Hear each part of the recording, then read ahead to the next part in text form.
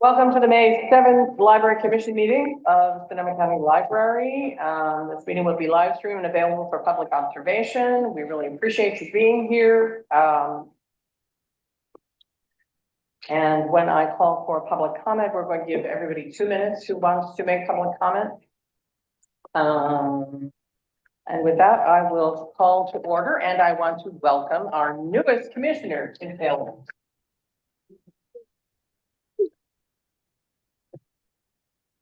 Tina is going to be absent this evening, and Commissioner Engbarth is joining us online. So I'm going to call the roll. Commissioner Cahill. Here. Commissioner Elkins. Here. Here.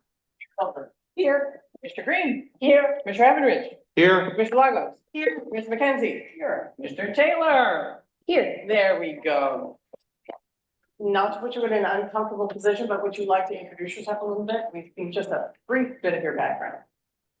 So I'm Kimberly Taylor. I have a background in education, working in education for about 15 years, working mostly with neurodivergent students, doing experiential learning in the form of storytelling. So I am new to libraries, new to this, very excited to learn, and very happy to be here. Lovely, thank you. And Commissioner Cahill has suggested that each of us use a sentence or two and introduce ourselves so that Commissioner Cahill can get to know us. Commissioner Cahill, since it was your idea, you get to start. I'm Dave Cahill. I'm Vice Chair of the Finance Committee, and I'm also on the Capital. I'm Brooke Green. I'm Vice Chair of the Commission, and as I told you, we have the distinction of traveling the farthest distance to be here. Paul Heavenrich, City of Petaluma. And are you older than me? It's not an indelicate question, but yes, but Barbara. Been on. Thank you.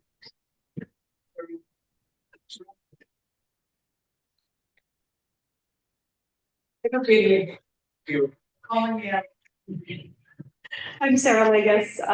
I'm the commissioner representing the city of Santa Rosa and the county of Sonoma Sport. My day job is working for Santa Rosa Junior College. I have a 10-year-old, 2 dogs. You'll hear me talk about them a lot. My name is Eve Goldberg, and I'm the representative of the county of Sonoma. Sitting at the table, other than you, I'm the newest commissioner as of 2 years, but there's another one between us who's not here today, Tina. Just beat you by a couple months. I'm the commission liaison to the Historical Records Commission, to the Library Foundation, and no dogs, 1 cat. It's all about the cat. Commissioner Engbarth, you want to introduce yourself? Sure.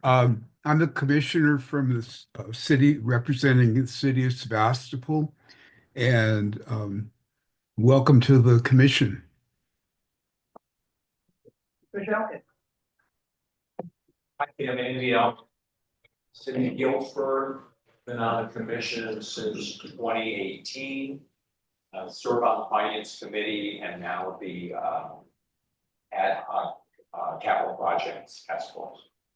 Great to meet you. Hello again. Barbara McKenzie. I represent Rohnert Park, the Library Commission. I won't talk about my age, but I'm the second longest serving commissioner after Mr. Heavenrich of Petaluma. I'm also chair of the Finance Committee. I'm currently serving on the Director's Agreement of Review. We're reviewing that. And I've been a very active member of the Friends and serving on the board. So anyway, I'm deeply immersed in library the last 20 years. Anyway, I'm really happy to have you here. Thank you. And we met talking, so you don't need to remind introduction again. And this is Derek Brass, who is our deputy director. Not the face you'll usually see sitting over here. Thank you, everybody, and welcome again. And you can meet Tina next week when next we gather. So just looking at your agendas, we are removing item 11, which then we are moving item 12 as well. the closed session about the labor negotiator with the labor negotiator. And so we don't need 12 to reconvene the open session either. The business, we may have some new business, even though it says that there's not any new business, we may get some suggestions from commissioners. That is, that's my, announcements, Chair Doyle, before you move off of announcements, I believe Commissioner Angbarth has an announcement to make. I do. I don't know which announcement. You're introducing the, branch manager. Oh, that's fine. I'd like to introduce, I think she's there by now. We had a lab meeting that crossed our commission meeting, but everybody, I think, has made it in. I'd like to introduce Deb Howdley, our new branch manager. She brings a lot of experience with her to the Sebastopol branch. She's met and engaged very much with the community, and we look forward to a long relationship with her. Would you like to say a few words? Thank you, Fred, for that introduction, and I'm very happy to be here meeting all of you. And again, my name is Dave. I was my date, so have been immersed in a lot of learning, library, and have enjoyed getting to know the folks of Sebastopol, the staff that are there, and living in Sebastopol that is really wonderful. And need to be meeting. Thanks very much. Welcome aboard. All right, any other announcements? Okay, then we move to public appearances, and since there is nothing on the formal agenda about union building. You'll announce.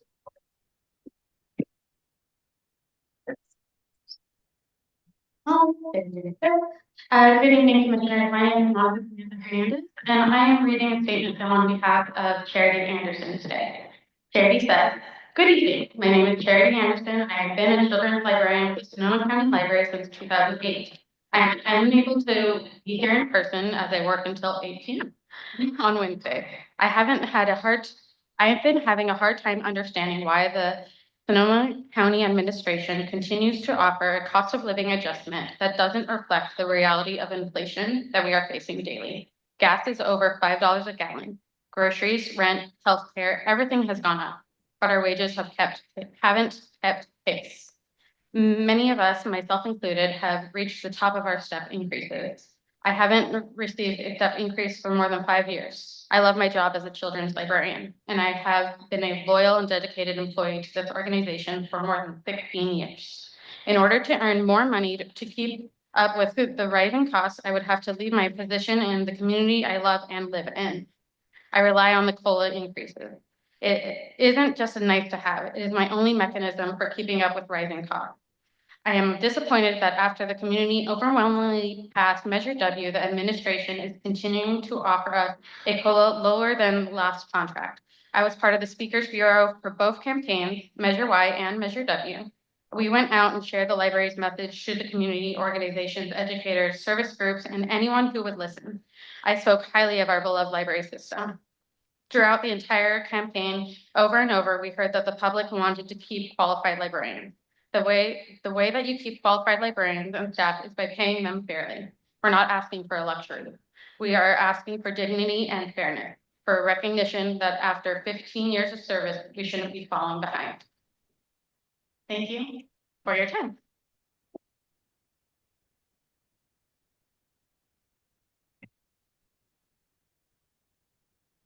Good evening, Commissioners. I'm John Posner from Philadelphia. For the past couple of years, Sonoma County Library is recognized as a work environment providing library services can cause trauma to its workforce, and thus we have had staff development, about working through these stresses with a trauma-informed lens. We're here tonight to speak about a new stress that the Commission can help relieve. This year, as prices for food, gasoline, energy, and housing have risen, the additional stress of living and keeping up with the cost of living is on everyone's minds. I too was part of the Speakers Bureau and went with Commissioner Green to give presentations. But today, my colleagues and I work daily to provide the best library services and programs to all our patrons. And patrons supported us with extending our library measure without an expiration date last fall. If we can pay our upper management as richly as the governor of California, surely the library can pay a reasonable cost of living adjustment to our shelvers, specialists, associates, and librarians, along with our employees behind the scenes. The despair and doesn't add to the trauma we face daily on our jobs. Thank you. Are you muted?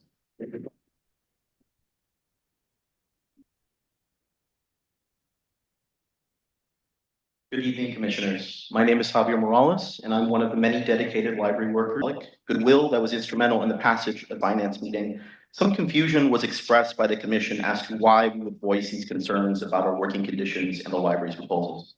To be clear, we speak up because these are our livelihoods. We speak up because we are deeply committed to serving this community that relies. It is concerning if our reasons for advocacy are not immediately apparent to this board. And while our dedicated union members negotiate against a very expensive team of lawyers hired by yourselves, we know that ultimately it is you, the members of this commission, with whom we are truly negotiating. You are the ones proposing an insulting cost of living adjustment, worse than what SEL staff received even during the Great Recession in 2008. You want our essential part-time staff who keep our branches open and welcoming to pay significantly more for basic health care. You argue that you do not have to pay a living wage to vital employees like our shelvers and aides who ensure our collections are accessible. And let us not forget, Sonoma County library workers do this critical work for our community without the safety net of Social Security. These proposals are not just numbers on a page, they are direct threats to the stability of your workforce and consequently to the quality and consistency of library services our community deserves and expects. We are not asking for the moon, we are asking for respect. We are asking for fairness. We are asking you to invest in your staff because it is the right thing to do, it is the smart thing to do, and it is what our community expects of you. Thank you.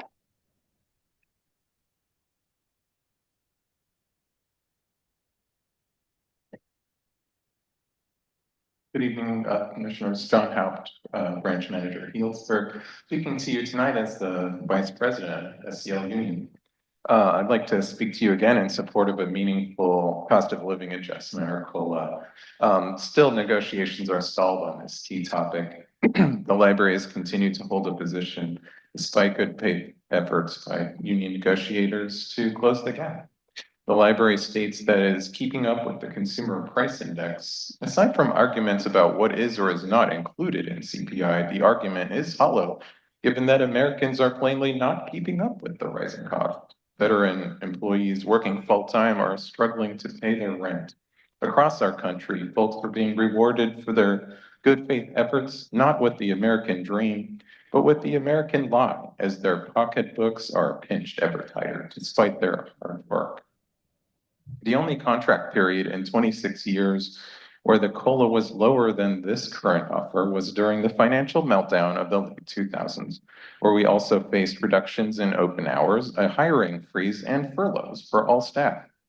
Meanwhile, the public has just passed Measure W, shoring up our long-term financial future, even with the economic ups and downs. This is a wonderful moment for our organization and our community. We should take advantage of this unique opportunity for celebration, goodwill, and shared dreams for the future. Staff poured their time, energy, and money into supporting the tax measure, saying over and over that the measure supports keeping qualified staff. The library needs to make good on that promise. This COLA offer instead looks more like a return to the bad old days. A very low COLA would come with a very high cost, a cost to be paid with goodwill and trust. Will this be a moment of excitement for our future, or one of low morale and high disengagement? It's my hope that we can still meet this wonderful moment and our negotiations can come to an agreement to the benefit of all. Thank you.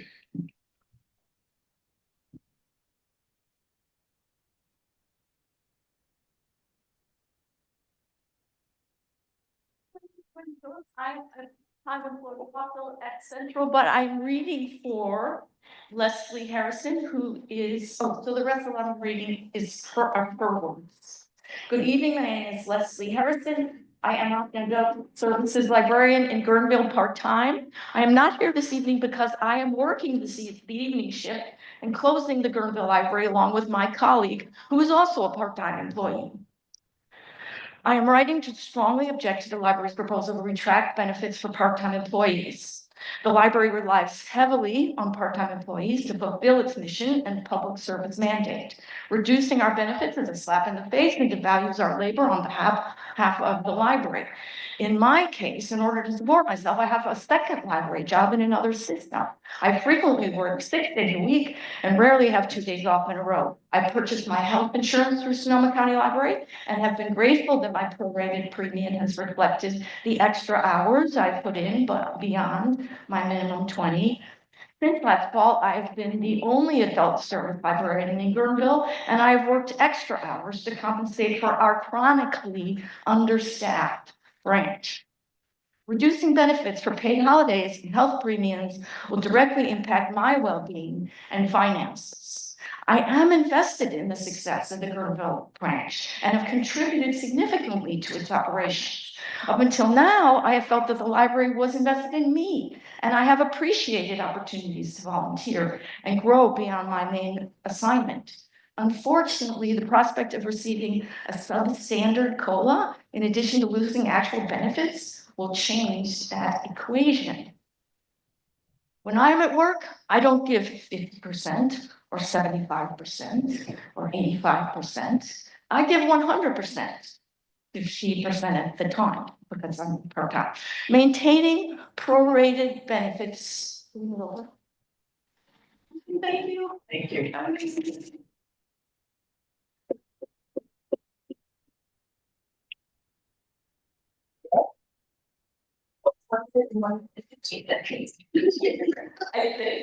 Hi, my name is Anna Dubell. I want to thank you for your work.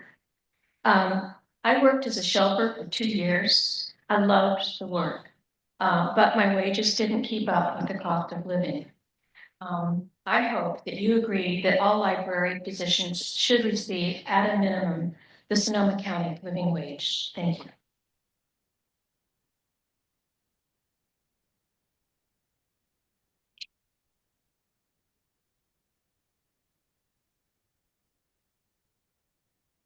Hi, I'm Mary Carter. I'm a new supervising library specialist up at Northwest. So I've been working as a specialist for a while and I'm a new supervisor. I was working all day and I didn't have time to write anything down, but I did want to just share that the folks that I'm supervising,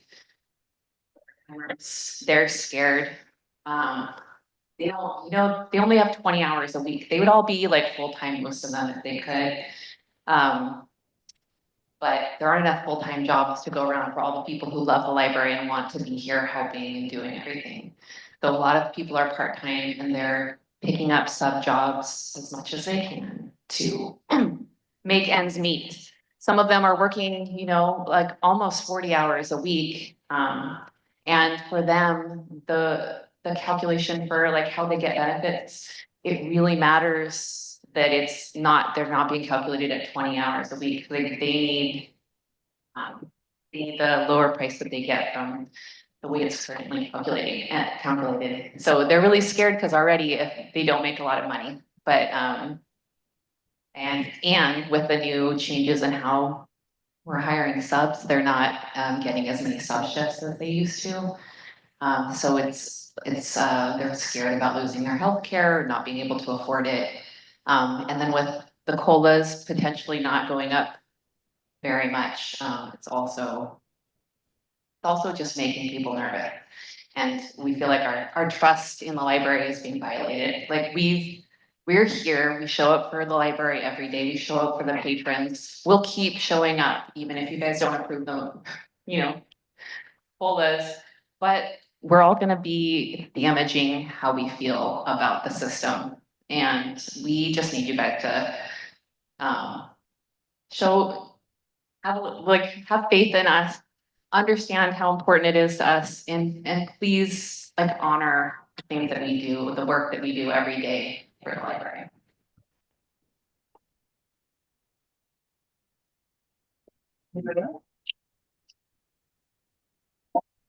Okay, with that, we're gonna close public comment. We have no action by resolution, and we have no presentations, so now we're on to item 6, the library reports.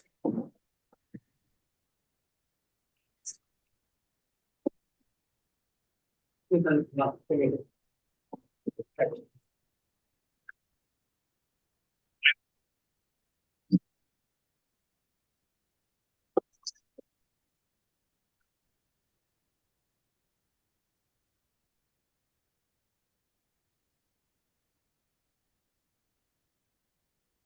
Okay. Do you want to think of mine or? Oh. Just with mirror, you can do I should either way you want. Have to pay more attention to what Erica does. So You March can do it your own way, truly. March is a busy season, two events. The first was a fundraising event at a real estate office. And library supported Peter Colbert, whose father Tom Colbert served on the library commission from 2010 to 2018. The event was well attended and was well attended and included a presentation by the Roseland Principal Architect, A. Jason. We also had a second event where Erica was able to present at the Wild Saddle Club and Lunch and Learn Series, which is another great event for foundation potential. But I wanted to speak more for the upcoming events since I wasn't in some of the exciting past events. We have some really exciting events coming up. Raoul III, who is author of the children's book Vamos Let's Go Read, will be visiting the Little Saint in Healdsburg on May 3rd. We also have a poster making workshop for teens at the Sonoma County Fair, and an author visit for African cuisine and California food culture. That's coming out May 17th. Also on May 17th is graduation for our career online high school, which will be held here in this building. And it's a really exciting and moving event that I like a lot. And also Sunday, May 18th, from Eastern Europe to the Eighth Basket, a Jewish family's journey, is going to be at the Windsor Regional Library. And it's a local family from Petaluma discussing their experience. And it's accompanied by Yiddish and English folk songs, which should be a lot of fun. Thank you very much. And now we have budget, any questions? Okay. I don't see any public comments, there's no public on the screen, okay, then budget and finance report.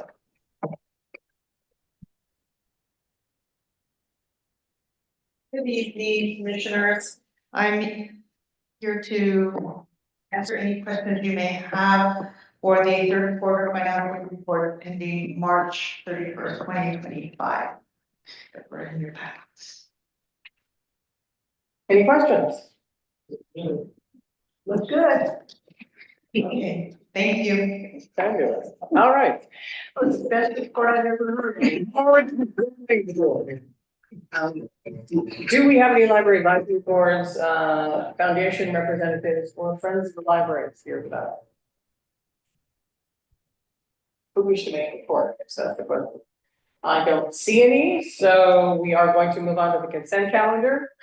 Item 8, these matters include routine financial and administrative actions that may be approved by consensus. Any commissioner member or member of the public may request that an item be removed from the calendar and have it placed with the action items. The commission approved the minutes of the prior meetings in summary format. Do I have a motion to, yes, Commissioner McKenzie? I'd like to move adoption with 2 comments. I second that. Comment number 1 is one of the items on here is the revised collection development and management policy. I was so thrilled to read our collection policy. It has some references to freedom, collection freedom, and how we develop our policies and how available and diverse our collection is. And I just wanted to comment in public that we do have this, see this available to everyone to read and to feel good about, because it's really a very strong collection policy. The other one is I wanted to just acknowledge our new lab members. Perhaps Fred would like to mention the two from Sebastopol, and Emily might want to mention the new. Why don't we vote and then we can comment on it? So, we've had a second, we've had a first and a second.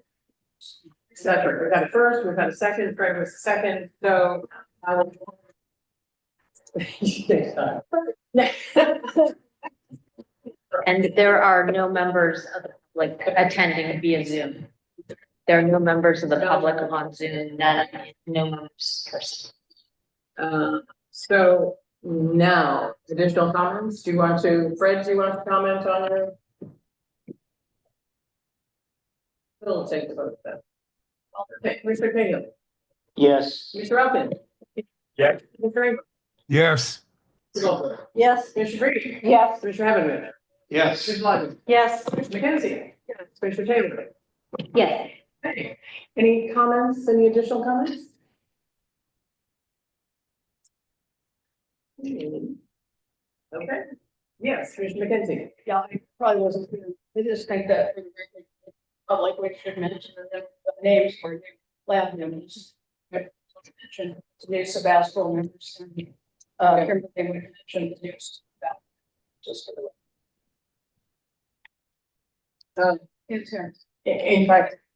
In fact, I wouldn't want to put Commissioner Taylor on the spot. I was the one that introduced the letter, Tobias Holmes, who has served for, and yes, we're delighted that Tobias is back on the lab, and we will have additional lab members next time.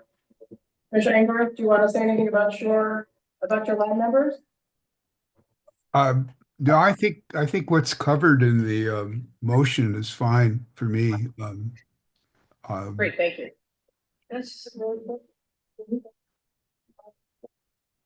I just want to say one thing. Sebastopol is really lucky to have at least one of these new members on their lab, Heidi. I took a class from her at Osher, and she is incredible. She's really nice, she's really knowledgeable, she's really professional, and she's just a great person, and you're lucky to have her. Thank you. Yeah, well, I thought so too. All right, then we're going to move to item 9, action items by motion. 9.1 is the revised gift and donation policy. It's on page 63.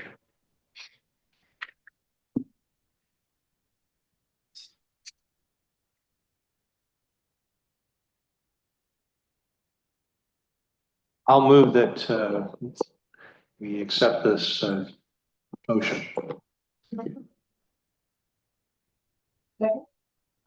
Mr. Tom, would you like to walk us through it? You've got first, you've got second, so. Oh, I came all this way.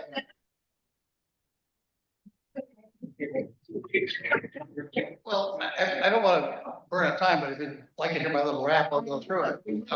We would like to hear a little rap.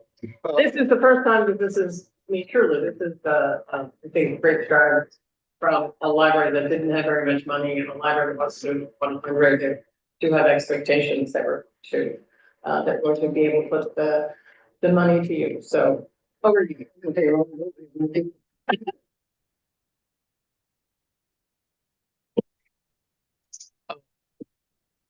I come before you tonight with an updated version of one of the two policies that guide fundraising at the library. This first one is what governs gifts and donations. The second one, we will bring before you soon, is the naming opportunities policy. Important to note, these two policies set guidelines for the library, not for the foundation. Meanwhile, at the foundation, This is the year we're rebuilding infrastructure and establishing the foundation's own suite of governing policies. When this library policy is adopted, along with the naming opportunities policy soon, the foundation will adopt mirror versions of the relevant sections to be in full compliance with library policy. For tonight's business, there are many people that actually pitched in with this particular revise, and it includes Erica, Myrna Lopez, Catherine Line, Jessica Reitano, Jamie Anderson, Barbara May, Sarah Van Treese, Lisa Davidson, Jaylene, Suzanne, Axel, Ali Ongaro, all had input into this, which was important. The need to update this policy was triggered by two things. First, it hasn't been updated since 2019, and it was time.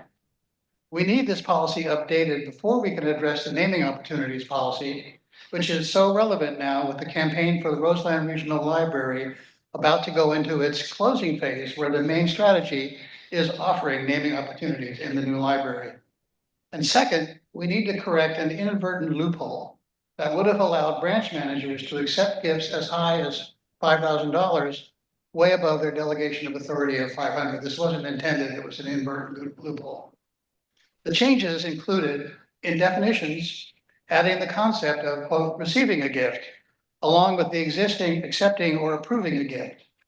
Confronted with a patron offering a gift on the spot, not a very likely circumstance, this new definition allows the branch manager to receive a gift as a courtesy to the donor. In fundraising, we're always looking for the yes, and that's the best way to do it. Noting that the donor of the gift will need to be reviewed by the person in authority to accept and approve or decline the gift, and consistent with the criteria outlined in the policy. Under policy, we added additional gift types, including, amazingly, bequests and separately endowments. First of all, to note that there will be these kinds of gifts, and second, to draw the distinctions between the two. And then we clarified ground rules associated with sponsorships. Going forward, sponsorships is an area we expect to grow in this next year, so this update was important. Under administrative procedures is where we could address that loophole by being very specific about who can accept and approve gifts consistent with their own delegation of authorities. So that's my overview. I welcome your questions. Any questions? Commissioner McKenzie? Thank you. Good idea to update it, and all your updates sound great. I had just two questions. One is on rejection of gifts by the library. It says the library reserves the right to reject an offer of a gift at its discretion. It's not required to inform the donors why, and it's not responsible for even getting it back to the donor. Can you think of any example of something like that I can't quite grasp what that means? I don't, we've had the same policy in some of the libraries, but it's really, I have yet to see one in my career. Good, it's just in there. Yes. Okay, and my other question was, under gifts of uncertain value, that includes intellectual property rights, and that can be approved by the director. And that seemed like that could have quite a bit of value. I don't know, intellectual property rights, but the gift encumbering the library, those go to the required director, library commission. I wonder what you thought about the intellectual property rights coming to the commission. So I'm not sure what we're thinking of,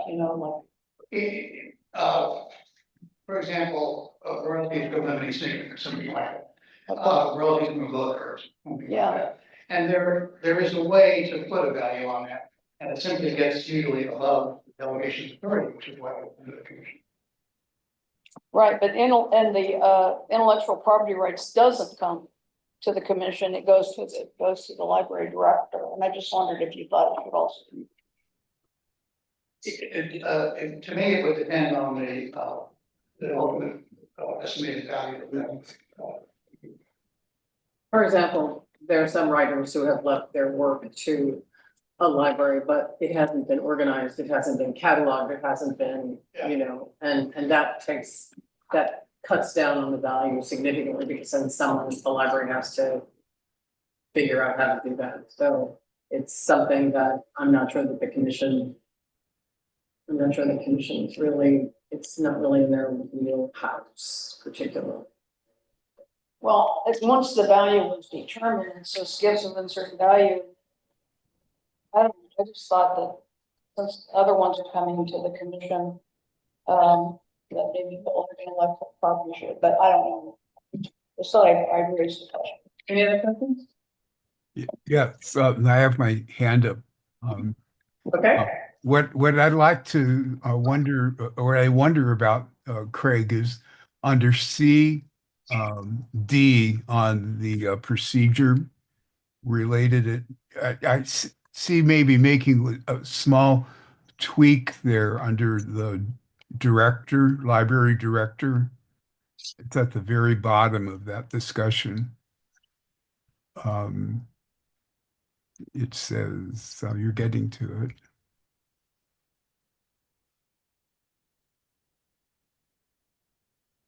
Almost down there. There you, almost.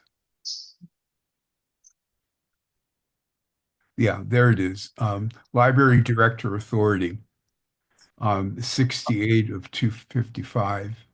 I know it says that this is a procedural section that's being discussed here, but I think to help any ambiguity, to say that that the library director's role is to look at the procedure, decide whether the procedures are efficient and safe, and making a change in that regard rather than the policy itself. It says expressly authorized to make minor amendments to this policy.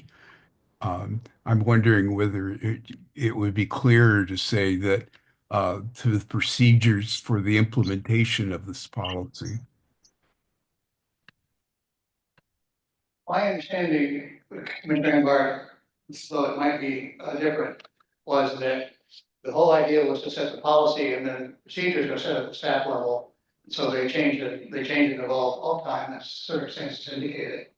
So to my way of thinking, and I'm not speaking for Erica here, but the idea was that this is about the policy, procedures are separate.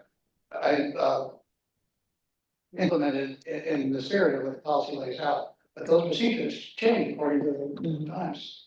Yeah. Okay, so we have a motion to approve this policy in a second. Do you want to move to amend, Commissioner Engberg? I would like to amend it to be clear that Erica, the library director, isn't changing the policy, but that the director, consistent with what their duties are, could have the ability to change the procedures for the implementation of the policy, but not the policy itself. Do we have a second on that amendment? Okay, I don't see a second, so we're going to. Chair Doyle. First, I think it looks like Jaylene has something to say, but also there is a member of the public on Zoom, so you will need to ask for public comment. Sure. Thank you. Good evening, Commissioner. I'd like to just shed light on to be here, Commissioner. This is part of the template, policy template that we introduced to management. Last year, we did get an important legal review, and the section D here really applies to my changes. For example, the public records presentation government code was updated in January of 2023. Though the language itself was not updated, the citations. So this is just an example of what that would mean, so that we don't have to come back to the commission and say there's really minor edits, if that makes any sense, that's verifying. And if there's public comment, I'm sorry, David, can you wait until after the public comment? Okay, public comment from The person attending Zoom does not want to provide. There we go. Then David, comment. This is just a comment. Craig is the author of the modern gifts policy and the modern fundraising operation. he has created with his staff wholly new level of fundraising sophistication. We've had several years, we met several years ago, and I was stupefied and astounded at the complexity of what he proposed to create. And it's been really successful, so just congratulations. Indeed, indeed. All right, we've got a motion, in a second, so we're gonna vote. My only point is, I would like to vote for passing the resolution, passing this thing as it is, without the amendment. I think it's fine as it is. Because nobody seconded. Okay. So, Commissioner Cahill, Yes. Commissioner Elkin, Yes. Commissioner Engberg, Yes. Commissioner Goldberg, Yes. Commissioner Green, Yes. Commissioner Heavenridge, Yes. Commissioner Lago, Yes. Commissioner McKenzie, Commissioner Taylor. Yes. And thanks, Brett, for pointing it out and, you know, the conversations that we should have, and I appreciate clarification from Jamie. I didn't call you Jamie, did I? I'm so sorry. Well, I also thank all of you, where you're all in your own way, pitching into the campaign as well, whether around this table, one way or another, has advanced our community. Say thank you. Thank you very much. Thank you. Let's see, we are. From the page, before I looked at the, yes, the Sebastopol Regional Library Automated Materials Handler. We have heard about this last time, do you want to update? I'll move to accept it.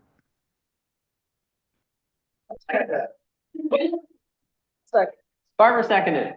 Any questions? I just want to say that was a really good explanation that you put out in our packet, and it really answered all the questions that I had about it. Thank you. Or any questions that could exist. Are you moved to explain? You're good with the vote? I had a few talking. Go for it. Oh, Meredith and Council. All right, then, any public comment? No public comment. Commissioner McKenzie? Yeah, I agree, it's an excellent report, I have all the detail, I even got through that, all that old stuff and Can you put on your microphone, please? But I did have one question. It makes a point here that the systems enable patrons to quickly check in materials and offer options for receiving printout or email receipts. I'm wondering why that's important now, because I think in the old days, it used to be important because we had limits to how much people could check out. Now you can check it what items. And I don't know why that's an issue. People come to the CERT desks on a regular basis wanting receipts. And so this will enable somebody to just use the induction. If you've had a chance, I included a couple of links so you could actually see how these things function. People can get those receipts right off, and they know that they've been checked in. So there's no dispute that can happen by dropping things in a box. Many of our libraries, people don't use the book returns so that they can actually hand them to a specialist, and this will allow them to do that. Whether they're outside of hours, where they just want to drop off and still have the knowledge that their book was truly checked in. Okay, so that's an issue with patrons wanting confirmation. Correct. Thank you, Mike. Yes. and apologies, I was so excited to get a first and a second immediately, I forgot to ask for commission comment. Sorry, Barbara. Any Yeah, other commission comments? I Commissioner have- Engberg. I just wanted to thank the team that worked on getting, working on the presentation to get it together and talk with everybody that they've talked with between the last meeting and now. I think it's was an excellent process that they went through. I think they made every effort working with Deb to make sure the staff was interviewed on the process, and the lab was informed about it today, even though it was a very brief amount of time they had to spend on it, but they did hear about it and there wasn't any objection made then. So thank you all for all the work you did. Thank you. Great, thank you, Commissioner Inborn. I see no other hands up. Okay, we're gonna take the vote. Commissioner Cahill, Yes. Commissioner Elton. Yeah. Commissioner Inborn, Yes. Goldberg, Yes. Commissioner Green, Yes. Commissioner Evans, Yes. Commissioner Logan. Yeah. Commissioner McKenzie, Commissioner Taylor. Yes. Excellent, I'll make it unanimous. Thank you very much. Okay. Now we're going to go to the Roseland Library lease extension. Item 9.3. On page 140 of your. Good evening, commissioners. I'm asking the commission to authorize the library director to extend the current lease between the city of Santa Rosa and Sonoma County Library for the property at 470 Sebastopol Road. Extending this lease by 2 years will allow the library to continue providing services to Roseland community while the Roseland Regional Library is constructed. Do we have any questions? Commissioner McKenzie. Yes, when I've been in this, the original lease agreement was with the man who owned the property. And then I remember we were here and we talked about how the city was about the property. Correct. And then at that point in time, I brought up the fact of like, whoa, you know, a JPA partner owns this property, you know, why are we paying a JPA member for using this property? And we were told by our attorney that the lease follows the sale of the property. And so we had to then start paying one of the JPA members use of their building. And I still object to that, just conceptually. I realize legally we need to do that. And I think this would be my issue with extending this lease, is extends our responsibility for continuing to pay it. And I'm wondering if any negotiations have happened about, you know, clarifying this. The city owns this building, you know, why are we paying them to use it? Well, as you know, each JPA partner has a slightly different scenario. This is the agreement we have in existence, and with it being a new building about to break ground and be under construction, it makes sense to us to extend the lease. Were there any conversations though with the city of Santa Rosa going, wait, this is your building, you know, other jurisdictions don't charge us for using buildings? I mean, that's the issue to me.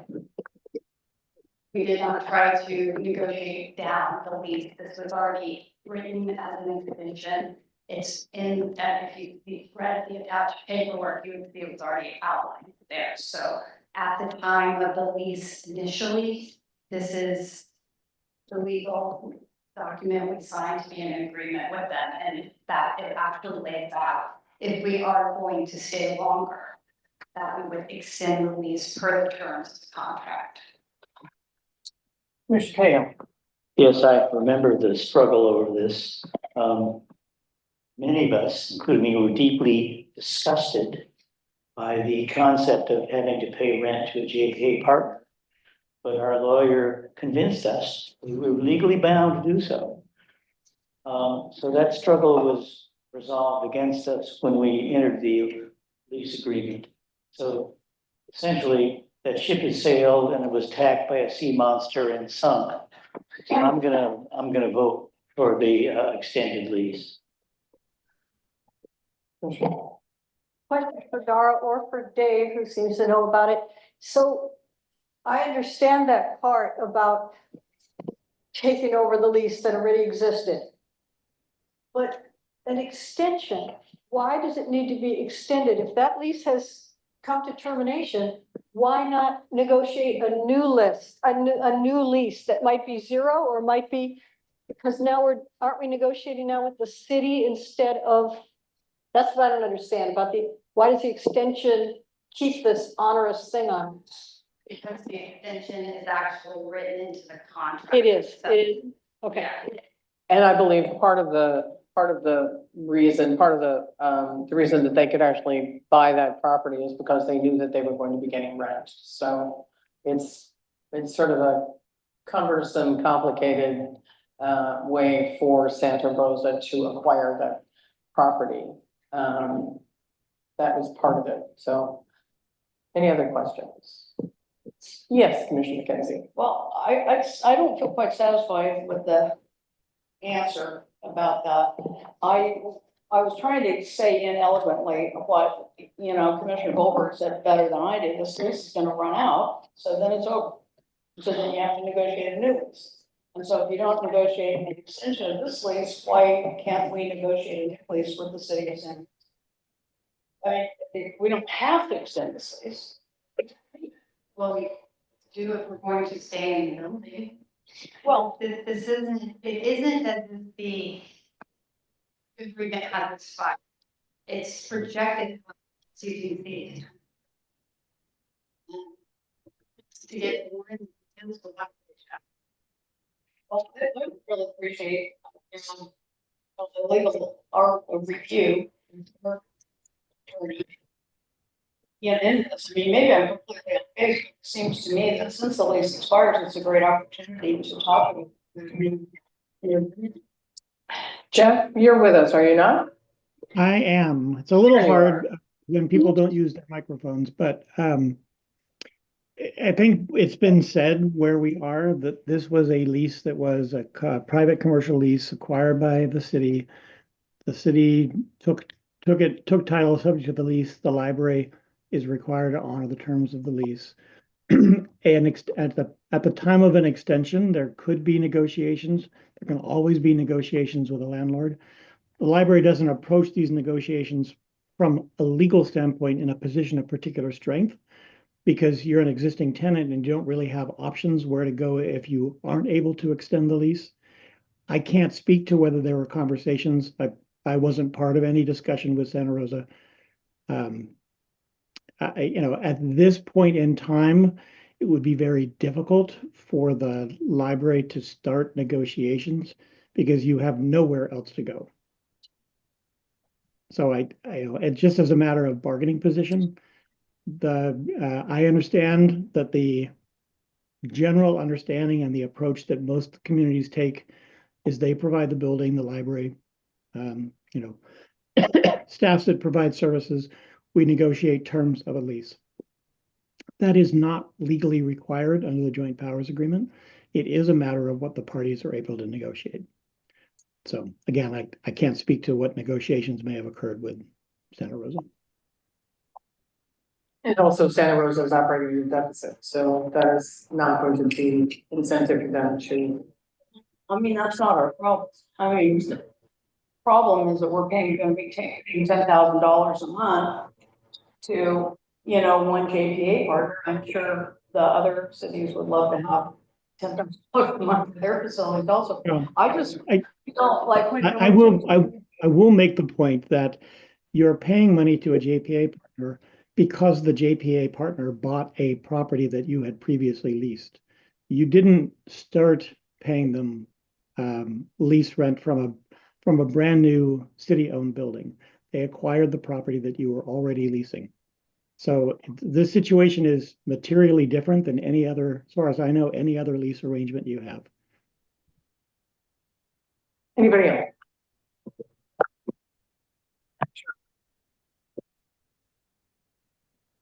This seems like a very straightforward and fair renewal to me.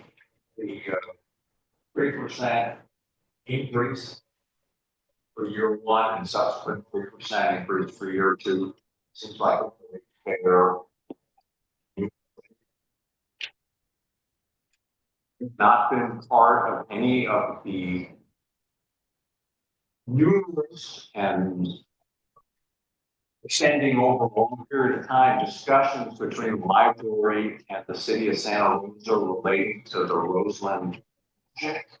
But I have to believe that the city's anticipation of the rent they would receive here is factored in some way. I see no reason to oppose this if it hasn't been moved out. So.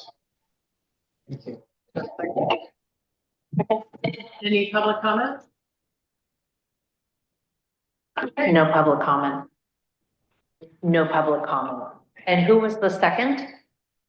Thank you. Okay, Mr. Mayfield. Yes. Yes. Yes.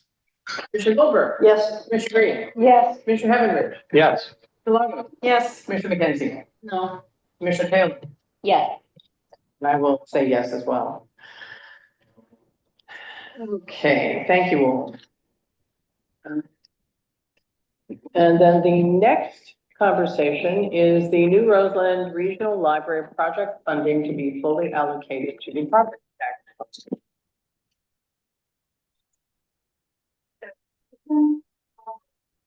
The library and the community from more than a decade, with hundreds of donors and thousands of community voices providing input on what the facility will be to the community that has waited so long for its construction.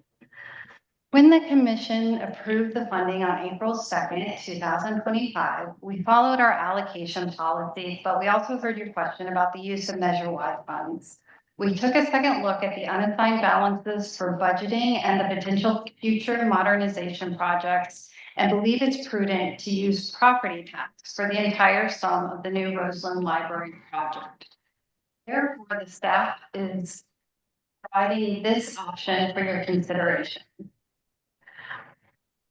Approve the staff's recommendation that the $4 million approved for the Roseland Regional Library project on April 2nd, 2025 be fully funded by the property tax and no funds used for Measure Y sales.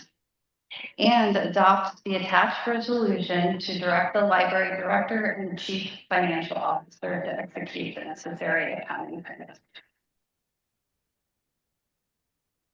Do I have a motion? I move. Did someone say something? Somebody else said something, but I said something. I move. Second. All right, discussion. Commissioner McKenzie. Yes, I feel like this is a place for me to comment about this. I am the person that raised this issue on budget meeting. Everyone knows I didn't vote. I didn't think this was a proper.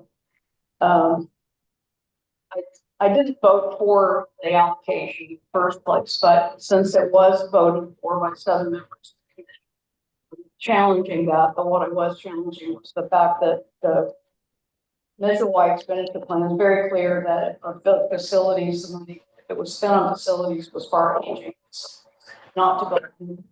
So anyway, I asked for a legal opinion at the budget workshop, and take its reference here, and Commissioner CFO Lopez's comments here later on, but I didn't receive a legal opinion, but I got a call from her director last week, and she told me that she and CFO Lopez had talked about this and had decided to put this with the commission for a vote.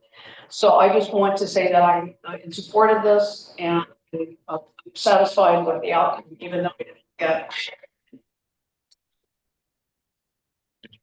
I'm glad to hear that. I would just like to say that I feel differently about the legal opinion. I believe we've had this discussion in the past, and I think that Jeff has concurred with the view that I have, that there's absolutely nothing in the Measure Y language that would prohibit us from contributing to assist in the construction of a new building. So I just want to comment that while I agree with and will support Paul's motion, I do not feel that it is necessary to do that because we couldn't use sales tax funds. I believe we could use sales tax funds. I believe we're making a one-time exception in this case to use only property tax funds, but I don't think that would be required. That's my opinion. Other comment? Yeah. I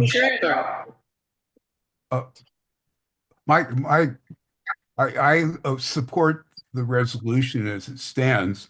I do have a question though about the fact that there is a request by Barbara McKenzie for a legal opinion, and I think by just making the correction doesn't really satisfy the request for an opinion from our counsel. And I think having a procedure in place that provides for how to requests a legal opinion and who the opinion's being issued for, who the client is that's making the request is something that would be prudent for us to look into developing for future issues, because I think it's not as simple as saying we might want to make an exception on a particular matter or not make an exception. I think the statute makes it clear that the money is only supposed to be used for what's in the special tax. And I think to get some clarity on that and to have that from council would be to our benefit. Thank you, Commissioner Engelbarth. The reason why we didn't have a legal opinion was because no one seconded Barbara's request. And it was at a budget meeting. So she certainly has the opportunity to call for a legal opinion when we ask for new items. Yeah, But no one seconded, hang on, no one seconded it. And Yeah. secondly, as Mr. Elkin has just suggested, there is not complete agreement that that's exactly what the measure says. Yeah, all I'm suggesting is that we clarify that and have a policy that says that if a commissioner wants to get a legal opinion, that they have to, which is a new concept to me, but would be something to look into, that they have a second for that request to be able to pursue it, because in the past it's been people can get opinions from Jeff and the other members of his legal team. And if there's a process, if we're going to need to get seconds, then I think it would be good to. Actually, I'm not sure I agree with you on that. It is unusual in a public agency setting to allow individual members of the governing board to ask for legal opinions. Oh, well, that's. The client is the organization as a whole, not individual members.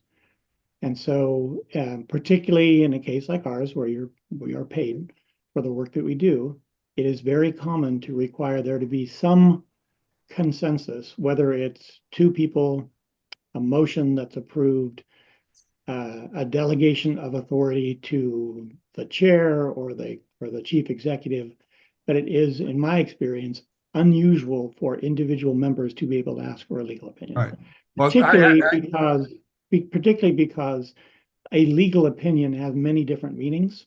Right. Right. In a legal opinion, I give legal opinions frequently at a staff level and at commission meetings. Those are typically, I provide an opinion based on a fairly quick review, not an exhaustive. When somebody asks for a quote unquote legal opinion, in my mind, that is a much more formal process. That requires a significant amount of time spent, and that costs the library money. Right. And so, Right. I understand completely, Jeff. I'm just saying that if we're going to have if legal opinions, people want legal opinions, I think to have a process from the commission to say just what you've said. Here's the process to follow. There was no second. So if Barbara wants to raise it at the end of the meeting and for a new motion, that's fine. And then we can talk about it and we can take a vote next time. Yeah, just to belabor the matter further, my opinion, which isn't the legal opinion, is that at the present time, it would take a vote of the entire commission. Majority to vote to force or request Jeff to make a legal opinion. We didn't get anywhere near that. So I think it might be a fine idea to consider a process. I'm gonna go with my concept, which is it will require a full vote for a legal opinion. Anybody else before Barbara, once you've had an opportunity to say something? Anybody else? Okay. To complete the circle here, I brought it up in the budget hearing. No one said this is a motion. Since it wasn't presented as a motion, it's a point. If you would have said, well, is it a motion? Somebody could have said it. So it was kind of a gray area there. And I agree, and we've gone round and round about this before. The policy for being able to get legal advice, and we're constantly told that we can't talk to our counsel, that has to approval has to go through you. through the director, and I think Fred, not to put words in him, is what he's bringing up, is a policy to get access for formal legal opinion, or a casual legal opinion, or an informal one. We don't have a policy, and that's why we have to keep you guys. So anyway, I didn't make a motion, you're correct, but I didn't know that you wanted me to make a motion. I just said I want an opinion, and it just went into the record, and whatever. So anyway, if we had a policy, then we'd be able to do it alone. And I don't intend to ask for legal things, but occasionally it's. So anyway, I guess motion's on the floor. So. Could you restate the motion? Oh, you mean the resolution? Okay, sorry. Sorry. Commission approved the staff's recommendation that $4 million be approved for the Roseland Regional Library Project, April 2nd, 2025, to be fully funded by property and no funds used from the sales tax, and adopt the attached resolution to direct the library chief financial office to execute the necessary transitions. Did we get a second? Thank you. All right. And before we take the vote, I think that it is clear that we don't all agree that, that sales tax money can be used for construction of new branches. So we are just voting on the proposal. Commissioner Cahill. Yes. Commissioner Elder. Yes. Commissioner Engel. Yes. Yes. Yes. Commissioner Evans. Yes. Commissioner McKenzie. Yes. Commissioner Taylor. And I will make you now. Just for the record, there are no members of the public attending via Zoom. So no public comment. Thank you. And thanks, Jeff. Okay, so we are to discussion items. Segment 1, you can see the responses to open questions from the budget workshop. Yes, Commissioner. I think we're missing the companion resolution directing her to stuff. Immediately following the main resolution. Okay. This thing.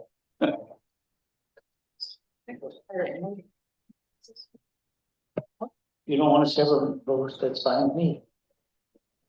As soon as we voted in the earlier one.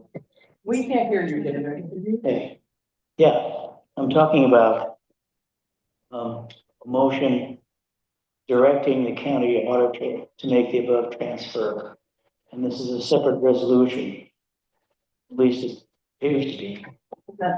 It's page 172. 174. I believe it's part of it. Yeah, I have to sign that. That's part of it. Okay, so we approved this. Yeah. Okay, Yeah. great. Yeah. Whew. Okay. Okay. Do we have any questions? Additional questions for the budget? Anybody feel their answers have been answered, or the questions been answered? Yeah. One comment. Barbara and I both had concerns about this special projects fund, and I'm more than happy with the breakdown we were given. I needed to see another similar breakdown. This is fine for me at this point. I'm sorry, I couldn't hear what you said, but I know we both had concerns with that. Just seeing one breakdown like this is enough for me. I don't think we need to see another in the future.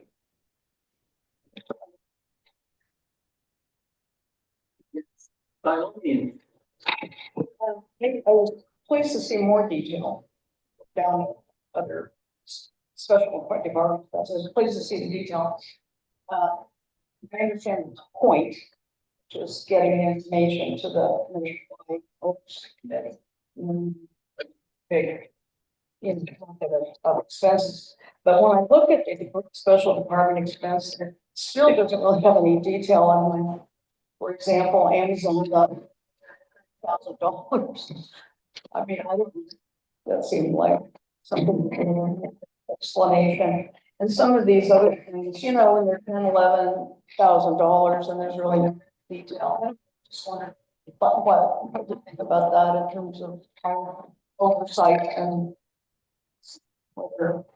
Sure, well, first of all of these are under the delegation of authority, the policy that this body approves, which is the delegation of authority, and therefore these invoices do not come to the commission for approval. Like I said, explained in the report, right now, currently, we have very limited option to provide any further detail. So, having come in to the library, I continued this practice to expend program cost into this one account in order to facilitate the reporting for the Mid-Hawaii Oversight Committee. Given the discussion during the budget workshop, I've been working with my team to look at different options and approaching the library once again to see if they could create a special account code for us. But short of that, we are looking at other ways that we can think a little bit out of the box, even with the tools that we have.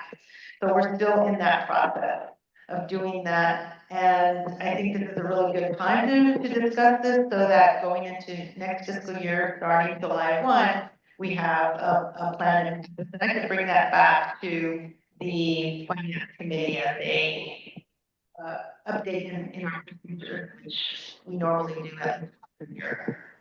Well, I appreciate that. I think that's a pleasure. I kind of as a point of reference, you do a report for us called other contract services, because we had questioning services, but you know, detail. And this report that you have is included actually on your page 19, this is an example. It shows the other contract services and it says what they are, but there's just enough detailing there that, Okay, that's fair enough. I think, we were working kind of quickly to get these responses. The other is, just again, the expenditures here represent some reading, and Alita Dimas is here if you wanted to get a list of the kinds of projects as a reminder of what community engagement offers and what is represented in these calls. I think one of the interesting things about the list, the long list of the new department's spending, is that there are lots of lines, but they're not grouped into something that we can understand. For example, what you're using all the Amazon stuff for, that kind of thing. And so I think rather than price points, we're looking for sort of what is that department actually doing? I completely appreciate that. This is something that we have had discussions around, in particular when we're in the middle of the process in transferring the information to, or handing over the information to the oversight committee. I think there is opportunity where we delineate, but maybe we need to do it in more detail in terms of the specific programs and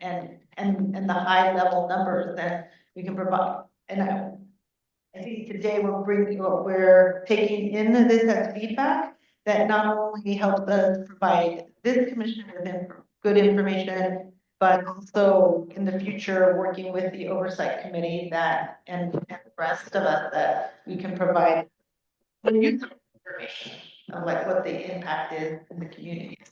Yeah, it's sort of not the dots, but what they paint, what it actually does. Other questions? And we'd love to hear from you, of course, because you've got you're the wise woman. Well, thank you. I would just emphasize that the majority of the names you see here are different presenters to the workshops at the library, performances, concerts, things like that. Within this, larger conglomeration of the 52162, which is a special departmental expenses, you're looking at children's services, teen services, adult services, the events that we need for all of those age groups, both the material supplies, as well as hired first contracted presenters. Also, you can see when we're reading, which includes everything from prizes, presenters, activities, et cetera. You see our large scale signature events, things like the food event you come to in June, defense that just happened. These major events, the library will draw hundreds of people, and from outdoor folding chairs to tablecloths to those days. All the majority of expenses for the video bus, as well as outreach supplies, our education initiative, which is led by Richard Casa. You guys have all heard about the work that they do, and also funds that are allocated to each branch to support programming supplies that they need for local ongoing programs that are not necessarily one-time coordinated centrally, but up to the branch manager within her discretion, delegation authority, to purchase the programming supplies that they need for events. Question? Thank you. Any other questions from your end? Okay, I'll do it. Thank you very much. Very helpful. Okay, 10.2, the draft fiscal year 2026 insurance renewal. The property and casualty. You need, very well, Commissioners. Deputy Director Brad, I'm bringing the item before you because in the past you've asked me to bring it before you prior to adoption, so here to answer any questions that you might have. Insurance is kind of a market that is, not.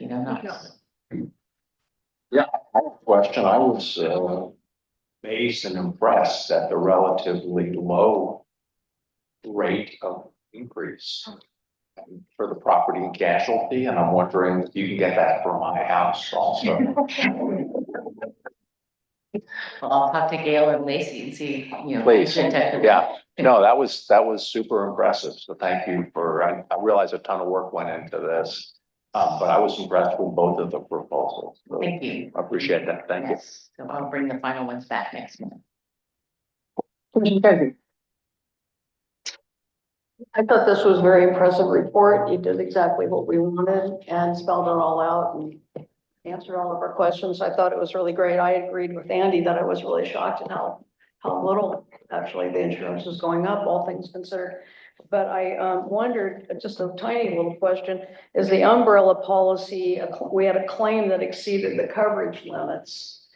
And in the auto policy, so I don't think I don't know, I guess we don't really find out details like that. But anyway, I guess the feeling is we have enough coverage now, even though we didn't seem to have enough coverage.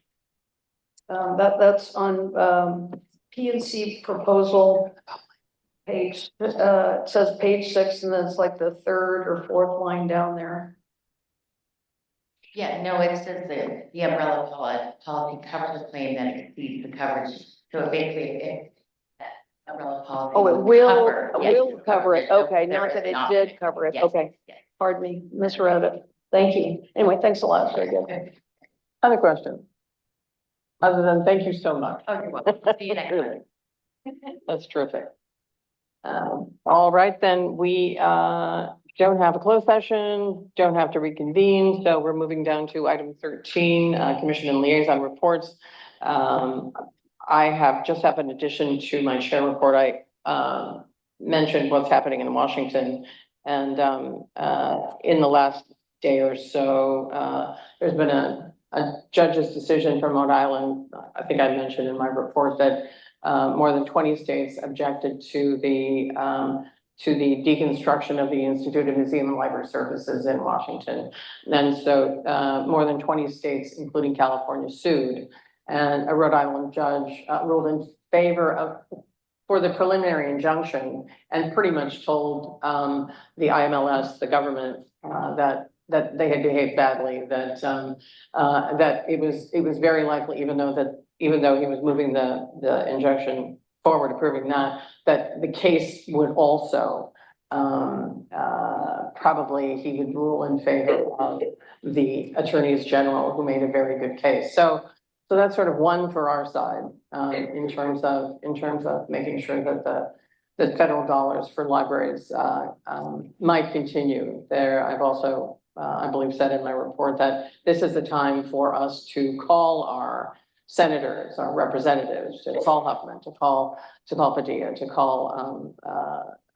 call Schiff, and make sure that they hear your voices that say next year's allocations for libraries are incredibly important, and next year's allocation for literacy. And so that goes for the commission, it goes for the staff, it goes for everybody's friend, it goes for anybody who's listening to this on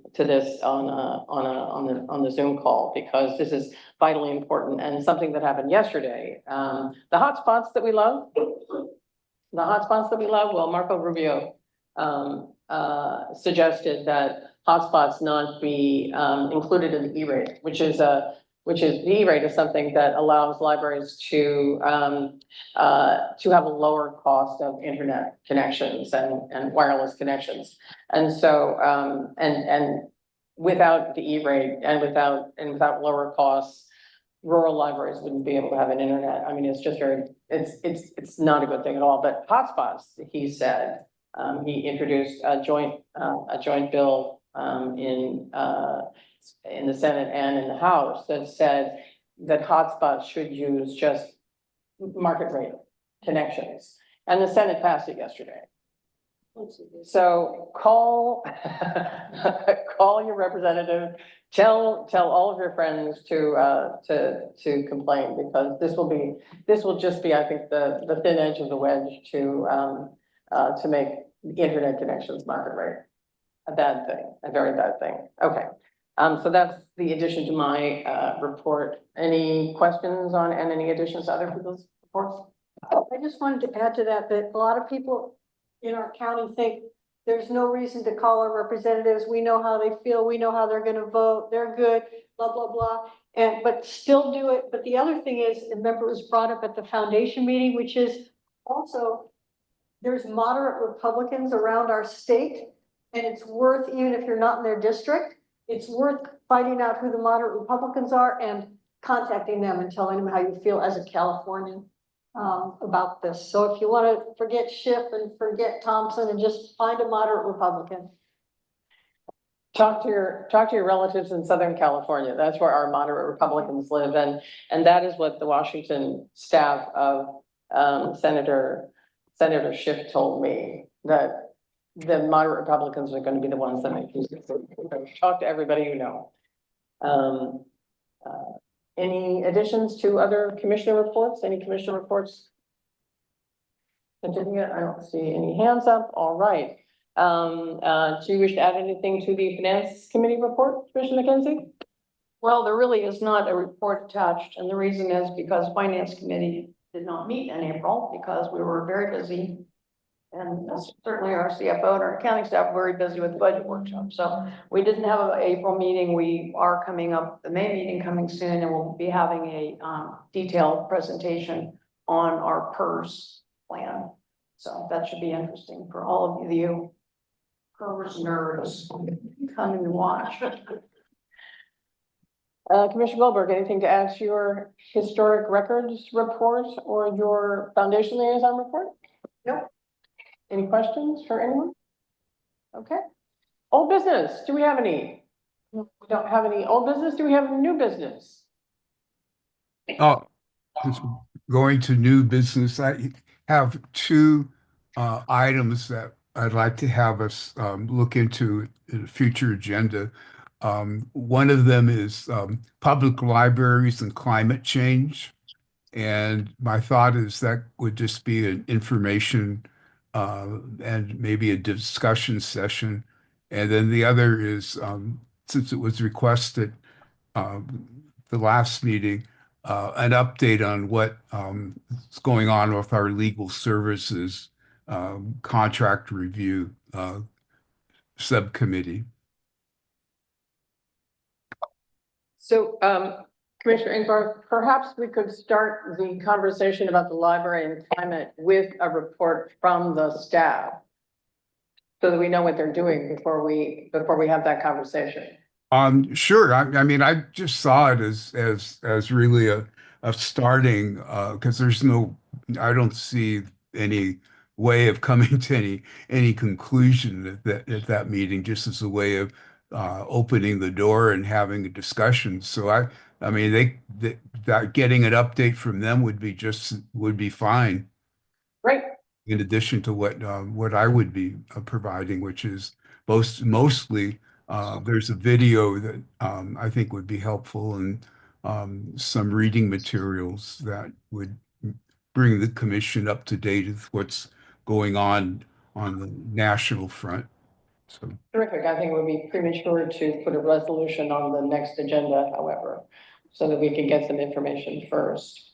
And then the legal, you and whoever wanted to make a report on the. just a simple update to let you know what we're doing, and nothing more. That would not be a request for any action, just a update of what we've done to date.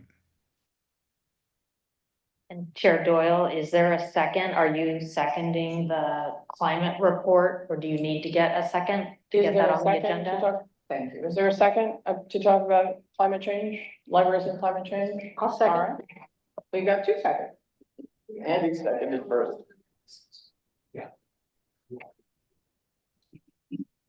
Yeah. And then the legal report, because you two had brought it up, the first and the second, that certainly could go on since it's an update. And then do we need additional conversation about, we'll try to put something together about legal opinions, because Jeff gives us legal opinions. Do we need a policy about legal opinions? If that's something that someone else on this that we have to vote on, that's fine. We do request that if someone raises something, that they get a second. And so I'm not sure why we need a separate policy about that, but. Well, you know, it would be something that, since it's come up, you know, down the line, I can see us making a recommendation for a policy, but in this report, all I anticipate is providing the commission with information about what other public jurisdictions do and how they handle things. They could read them or talk about them at the meeting, but it's purely just for information and discussion. And then from there, wherever we want to go is, you know, up to the commission. Yeah, Commissioner McKenzie. Yeah, I think we are talking about 2 different things. When the contract with our legal counsel came up for review, that question was brought up. Well, how do we base it, how well they're doing it? So like, that's what Fred is supposedly working. Correct. I would like to, if anyone would second this, I would like to have an agenda item about creating a policy for access to legal advice or opinions by commissioners. How does that happen? What is our access if it's through the director and through the chair? I mean, let's spell it out what it is. It would be helpful to new commissioners, everybody. I feel like I've been talking about this for about 10 years. Well, I'll second that. We'll have a discussion. We'll have a discussion about that. Make Okay. it 3. Because, pardon? Make it 3. Okay. Discussion and thoughtful. Okay. Anything else on anybody's mind? And with that, 7:31. We're adjourned. Good night. Night.